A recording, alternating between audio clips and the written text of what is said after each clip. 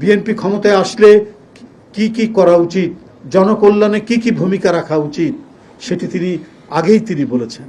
তার অঙ্গীকারগুলো প্রকাশ্যে জনগণের মধ্যে বলেছেন। রাষ্ট্র ক্ষমতায় এসেছেন বিপুল ভোটের ব্যবধানে, রাজনৈতিক প্রতিপক্ষের সাথে ব্যবধানে, এবং নিরঙ্কুশ বিজয় অর্জন করে ক্ষমতায় এসে যেদিন থেকে তিনি সরকার গঠন করেছেন সেদিন থেকেই অঙ্গীকার পূরণে এক অনবদ্য ভূমিকা তিনি পালন করছেন।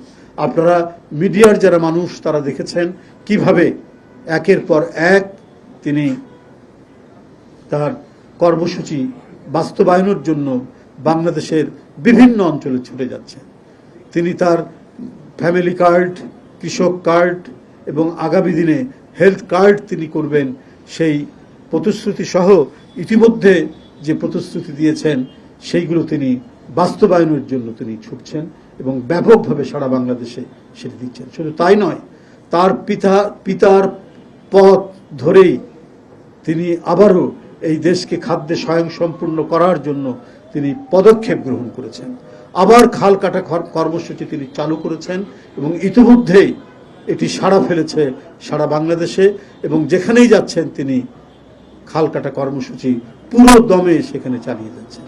তাই বন্ধুরা আমার, যে প্রতিশ্রুতি দেওয়া এবং পূরণ করার মধ্যে বড় ঘাটতি এদেশে দেখা গিয়েছিল আগে। বিভিন্ন রাজনৈতিক দল বা একটি রাজনৈতিক দল বারবার প্রতিশ্রুতি দিয়ে জনগণের সাথে প্রতারণা করেছেন। 10 টাকা কেজি চাল খাওয়াতে পারেনি, ঘরে ঘরে চাকরি দিতে পারেনি, বিনামূল্যে সার দিতে পারেনি, কিন্তু তারা বলেছিল।